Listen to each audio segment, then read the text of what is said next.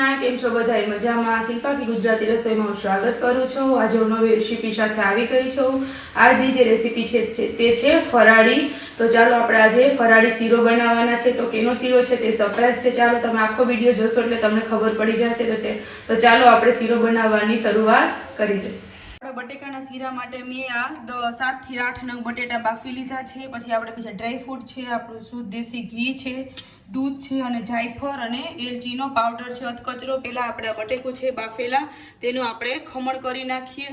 બટેકાનું આવી રીતના ખમણ કરી લેવાનું છે। આપણે બટેકાનો માવો પણ કરી શકીએ, પણ આપણે ખમણ કરી લઈએ તો એકદમ સરસ જે આપણું બફાઈ ગયું છે તે ખબર પડે અને જરા તરા કાચું કે હોય તો એમાંથી મેં નીકળી જાય, એટલા માટે મેં બટેટાનું ખમણ કર્યું છે। આવી રીતના આપણે બધા બટેટા ખમણી લઈએ। હવે આપણે આ ગેસ ચાલુ કરીને કઢાઈ ગરમ મૂકી દીધી છે। હવે આપણે આમાં 2 ચમચી જેટલું દેશી ઘી ઉમેરીશું। આપણે શીરો છે એટલે એમાં ઘીનું પ્રમાણ તો વધારે હોય। તમે જોઈ શકો આપણે બટેટાનું ખમણ સરસ બની ગયું છે। આપણું ઘી ગરમ થાય એટલે આપણે એડ કરવાનું છે।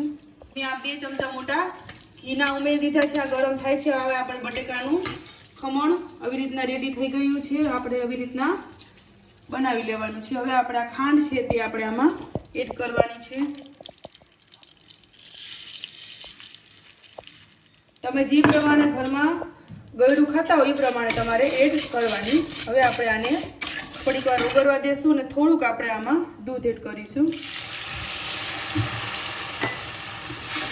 હવે આપણે બધી ખાંડ આમાં ઓગાળી લઈએ। 3 થી 4 મિનિટ સુધી આપણે આમાં એકદમ સરસ હલાવી લઈએ, જેથી ખાંડ બધી ઓગળી જાય ને આપણે નોર્મલ ચાસણી બનાવતા હોય એવી ચાસણી કરી લઈએ। હવે આપણી ખાંડ છે તે ઓગળી ગઈ છે અને આવી રીતના આપણે જે દૂધ પણ પાકી ગયું છે। હવે આપણે આમાં જે ડ્રાય ફ્રૂટ છે તે આમ એડ કરી દઈએ, જેથી આમાં શેકાઈ જાય। અને આ જે એલચી જાયફળનો પાવડર છે તે પણ આમાં ઉમેરી દઈએ એટલે એકદમ સ્વાદ ભળી જાય। હવે આપણે બટેકાનું ખમણ છે તે એડ કરી દઈશું।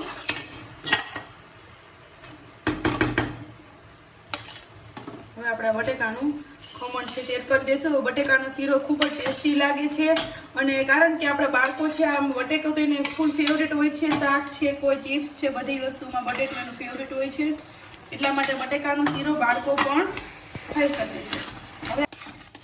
હવે આપણે આવી રીતના એકદમ હલાવવાનું છે, જેથી હમણાં આપણે ઘી છૂટું પડી જશે એટલે આપણો બટેકાનો શીરો બની ગયો છે। જો આપણું ઘી છૂટું પડવા માંડ્યું છે। હવે હજી આને 2 થી 3 મિનિટ સુધી એકદમ સરખું હલાવી લઈએ। આપણું જો ઘી છે તે આમાં છૂટું પડી ગયું છે। આપણો હવે શીરો બની ગયો છે લચકા જેવો। હવે આપણે આને ગેસ બંધ કરી અને બાઉલમાં કાઢી લઈએ।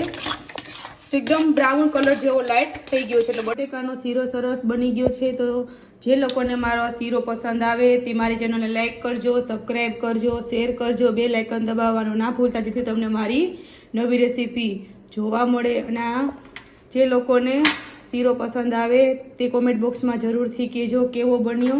શીરો ડ્રાય ફ્રૂટથી ભરેલો તૈયાર છે।